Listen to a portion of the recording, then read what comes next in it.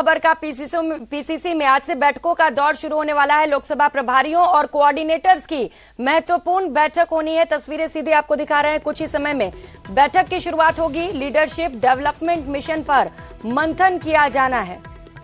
तो अब बैठक की शुरुआत हो चुकी है। सीधी तस्वीरें आपको दिखा रहे हैं। लोकसभा प्रभारियों और कोऑर्डिनेटर्स की बैठक शुरू हो चुकी है, जहां पर महत्वपूर्ण विषय पर चर्चा की जानी है। बाबूलाल सहयोगी हमारे साथ जुड़ चुके हैं।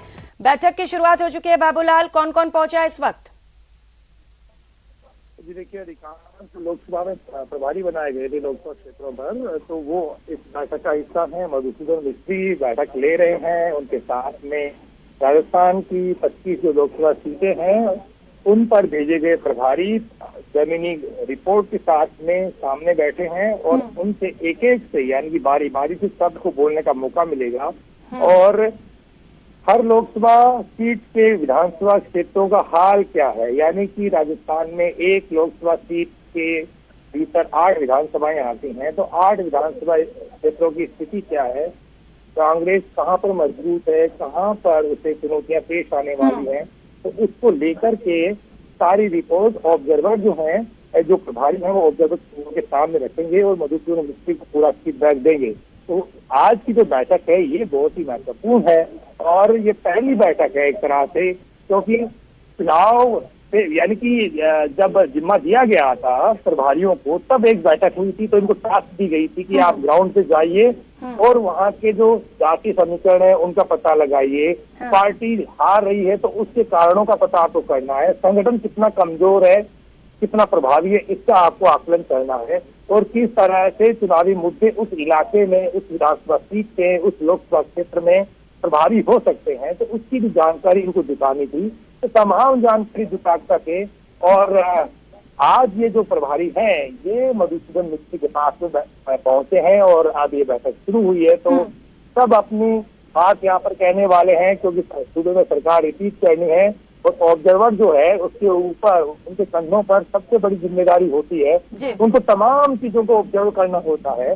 जो भी चुनाव को लेकर एक्टिविटीज होगी वो उनकी निगाहों के सामने होती है। तो कहाँ कहाँ कमियां रहेंगी, कहाँ कहाँ पर पार्टी के लिए माहौल ठीक हो सकता है, तो सारी चीजों को लेकर के जो टास्क दी गई थी उस टास्क को कितने प्रभारी ने पूरा किया है और नई चीज वो आज क्या कहने वाले, इस पर सबकी निगाहें हैं। लेकिन सरकार को रिसीव करने के लिए मधुसूदन मिस्त्री को पार्टी आलाकमान की ओर से यहाँ पर भेजा गया है, तो उनके तजुर्बों का पार्टी लाभ उठाना चाहती है। और अधिकांश यानी कि जो ये लोकसभाओं में भेजे गए प्रभारी हैं ये राजस्थान से बाहर के हैं, इनका ओपिनियन न्यूट्रल ओपिनियन माना जाएगा और ये जो रिपोर्ट देंगे उसमें ये नहीं होगा कि फलां इलाके में ये गए और वहाँ के नेताओं के फीडबैक से ये प्रभावित होकर के इन्होंने रिपोर्ट जो है किसी के पक्ष में दे दी। तो इनसे एक स्वतंत्र निष्पक्ष रिपोर्ट की उम्मीद करती है पार्टी, इसलिए इनको वहाँ पर भेजा गया और इन्होंने वहाँ पर कैंप किया है। कई दिन तक ये वहाँ पर लोगों के बीच में रहे हैं, पार्टी कार्यकर्ताओं के बीच में रहे, वहाँ की जनता की इन्होंने आवाज सुनी है और अब अपना एक ओपिनियन जो है ये बता रहे हैं कि भला लोकसभा सीट के दायरे में आने वाली विधानसभाओं में कांग्रेस की स्थिति ऐसी है और ये चीजें उन्हें करनी चाहिए। बिल्कुल बाबूलाल, ग्राउंड पर पहुंचे ये सभी जिन्हें ये जिम्मेदारी सौंपी गई थी, लोगों से बातचीत की, फीडबैक लिया। अब अगर ये सटीक रिपोर्ट पेश कर पाते हैं तो ये रिपोर्ट बड़ा महत्वपूर्ण है, क्योंकि आप बता रहे हैं कि क्या क्या कमियां हैं, कहां कहां पर दिक्कतें आ सकती हैं, उन्हें लेकर एक डिटेल जानकारी लोगों से इकट्ठा की गई है। अब इसके बाद सवाल ये होगा कि इन कमियों को दूर कैसे किया जाए। बाबूलाल जी देखिए, इनके सामने भी चुनौतियां कम नहीं है, क्योंकि कई इलाकों में कांग्रेस पार्टी की स्थिति कोई ज्यादा अच्छी नहीं है। क्योंकि पिछली बार सरकार तो बनी थी, लेकिन दक्षिणी राजस्थान का जो दक्षिणी पश्चिमी इलाका है, आजकल नया पाली संभाग बन गया है, वहाँ पर कांग्रेस बहुत कमजोर है।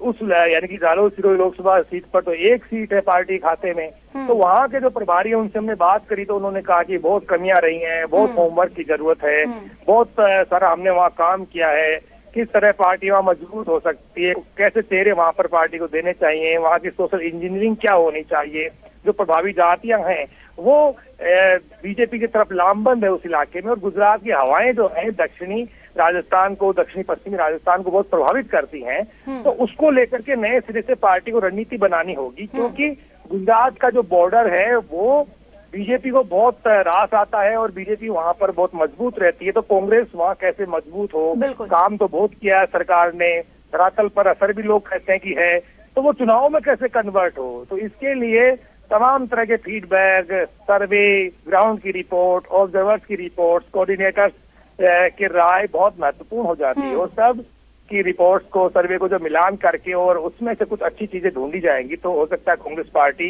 इस बार कुछ अच्छे फैसले करे, जिताऊ चेहरों को टिकट दे और वो चेहरे फिर वहां पर मजबूती से बीजेपी उम्मीदवार का मुकाबला कर सके। तो इस तरह से एक जीत की रणनीति की राह में जिस तरह की मुश्किलें हैं उनसे पार पाने की कोशिश यहाँ पर कांग्रेस पार्टी की, और उसी कड़ी में मधुसूदन मिस्त्री की ये अहम बैठक इस वक्त पीसीसी के बॉर्डरूम में हो रही है। जी बाबूलाल, बिल्कुल, क्योंकि कई ऐसे क्षेत्र हैं जहां पर बीजेपी मजबूती से पैर जमाए हुए है। अब वहां पर बीजेपी का किला कैसे ढहाना है, इसे लेकर भी चर्चा की जरूरत है। क्या तैयारियां की जानी है, इसे लेकर भी निश्चित तौर पर मंथन किया जाएगा कांग्रेस की ओर से, क्योंकि नए लीडरशिप को लेकर चर्चा है। बाबूलाल, क्या इसे लेकर असंतोष भी पैदा हो सकती है? जिन लोगों को हटाया जाएगा हो सकता है उनमें मनमुटाव भी हो जाए। जी देखिए, बहुत सारी चीजें होती हैं। जब टिकट का बंटवारा होता है तो बहुत सोच समझ के टिकट दिए जाते हैं। जो सिटिंग एमएलए है उसके खिलाफ एंटी इनकम्बेंसी है, तो पार्टी को टिकट तो काटना ही पड़ेगा, लेकिन उसको कन्विंस भी करना पड़ेगा कि सरकार आने की सूरत में आपको फिर से पार्टी एडजस्ट करेगी, आपका मान सम्मान बहाल रखा जाएगा। तो आपके जो कार्यकर्ता हैं उनको आप पार्टी के साथ जोड़िए, न कि अपने साथ में। अगर आपको टिकट नहीं मिलता है तो फिर आप बगावत ना करें। अगर आप मौन भी धारण करके बैठते हैं चुनाव में तो इससे पार्टी का नुकसान होगा। इसलिए इस बार जिनके टिकट कटेंगे पार्टी उनका भी उपयोग करना चाहती है कि वो हाथ पर हाथ धर करके अगर बैठ जाते हैं तो बड़ी मुश्किल होगी, क्योंकि अगर उनका इन्वॉल्वमेंट चुनाव में नहीं होगा तो बड़ी दिक्कतें पेश आ सकती है। इसलिए पार्टी बहुत सोच समझ करके और तमाम चीजों को जो है करने की कोशिश करेगी। पीसीसी के सेक्रेटरी है भीमराव जाखड़, हम उनसे पूछेंगे कि किस तरह से ये जो बैठक हो रही है, ऑब्जर्वर्स की जो रिपोर्ट है वो कितनी मायने रखती है और किस तरह के सुझाव आने की संभावना है। सर, ये सीनियर मैनेजमेंट के दायरे में आता है और सीनियर मैनेजमेंट जो करेगा वो होगा। सर, यहाँ हम मैनेजमेंट देख रहे हैं और मैनेजमेंट चल रहा है पार्टी। लेकिन आप ये तो बता सकते हैं ना कि धरातल की जो रिपोर्ट्स है, तमाम सर्वे की जो रिपोर्ट्स होती है, उनको मिलान करके, और आपको लगता है जीत की राह में जो मुश्किलें उनसे तो पार पाने की कोशिश तो है। सर, सब कुछ होगा और ये मैनेजमेंट देखता है और सीनियर मैनेजमेंट का काम है। वो लोग आए हैं और उनका वेलकम है। और राजस्थान की कहावत है कि पधारो हमारे देश, आए हैं वेलकम। सब बाहर के हैं, तो बाहर वाले क्या आपको लगता है न्यूट्रल ओपिनियन देंगे, सही सटीक जानकारी आएगी? वो ग्राउंड पे रिपोर्ट है सर, ये इंटरनल मीटिंग है, ये हो रही है। आप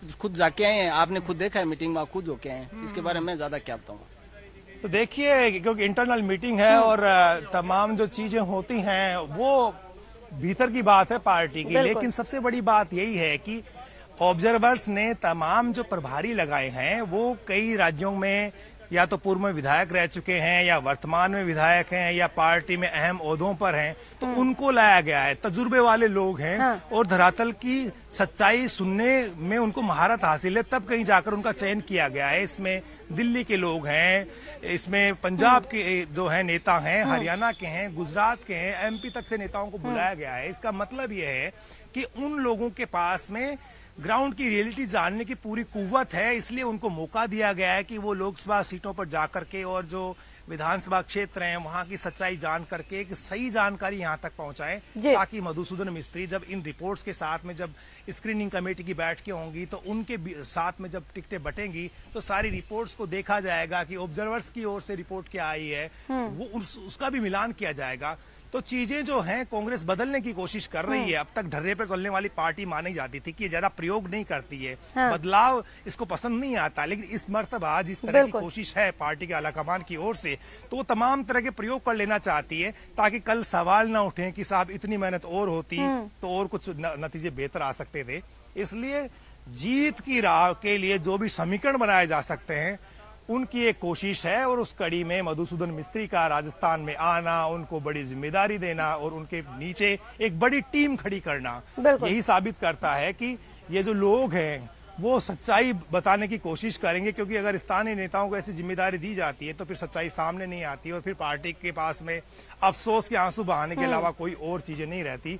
इसलिए सरकार अपना काम कर रही है, लेकिन पार्टी के आलाकमान की ओर से तैनात किए गए जो लोग हैं वो भी अपना काम कर रहे हैं ताकि कांग्रेस पार्टी जो है बेहतर विकल्प जनता को दे सके, जहां के नेताओं के विरोध में जनता है उनके टिकट कट सके और बेहतर जो लोग काम कर रहे हैं जनता के बीच में और जो अच्छे उम्मीदवार साबित हो सकते हैं उनको टिकट दिया जा सके। तो बिल्कुल बाबूलाल, जीत के राह में कोई मुश्किलें ना आने पाए, इसे लेकर एक खास कवायद इस बार कांग्रेस की ओर से की गई। जैसा कि आप बता रहे हैं कि पहले कांग्रेस ज्यादा कोशिश नहीं करती थी, टिकट बंटवारे को लेकर भी आमतौर पर इस तरीके की कवायदें नहीं की जा रही थी, लेकिन इस बार कुछ खास किया जा रहा है और चुनाव से बहुत समय पहले से ही कवायदें शुरू कर दी गई। जैसा कि ऑब्जर्वर्स गए अलग अलग जगहों पर, फीडबैक लिया, ग्राउंड रिपोर्ट लिया और बार बार ये संदेश भी दिया जा रहा था कि जो जिताऊ उम्मीदवार हैं, जो कार्यकर्ता लगातार जुटे रहे, काम करते रहे, मेहनत किया, उन्हें ही टिकट मिलेगा। इससे दो फायदे पहुंचेंगे। सबसे पहले तो कार्यकर्ताओं के बीच में पॉजिटिव मैसेज जा रहा है, कार्यकर्ता उत्साहित होंगे और अगली चुनाव में हो सकता है और भी ज्यादा बढ़ चढ़कर काम करे। और दूसरा फायदा यह कि अगर जिताऊ उम्मीदवार ढूंढ लिए जाते, उन्हें टिकट मिलता है तो निश्चित तौर पर जीत भी मिल सकती है कांग्रेस को। जी बिल्कुल, और ये जो रणनीति है कांग्रेस पार्टी की, वो सिर्फ विधानसभा के चुनाव को लेकर के नहीं बन रही है। ये पूरा होमवर्क लोकसभा के चुनाव को मद्देनजर रखते हुए भी किया जा रहा है, क्योंकि अलायंस बन गया इंडिया के नाम से। तो जब टिकटों के बंटवारे की बातें आएंगी तो जो आपके अलायंस के पार्टनर हैं वो आपके ऊपर दबाव डालेंगे कि हमारा भी हिस्सा होना चाहिए राजस्थान में, क्योंकि कांग्रेस बहुत बड़ी पार्टी है। तो समझौते भी आपको करने पड़ेंगे। जो कुछ पार्टियां हैं जिनका थोड़ा बहुत वजूद है, वो कल को दबाव बनाएगी आपके ऊपर। तो आपका तो बिल्कुल बाबूलाल, निगाहें सिर्फ 2023 नहीं 24 पर भी टिकी हुई है। जो सूखा पड़ा हुआ है लोकसभा चुनाव में, उसे भी कम करने की कोशिश, जीत मिल सके, राह आसान करने की कोशिश की जा रही है। आप लगातार बैठक पर नजर बनाए रखिएगा बाबूलाल, बहुत शुक्रिया तमाम जानकारियों के लिए। कोटा से बड़ी खबर सामने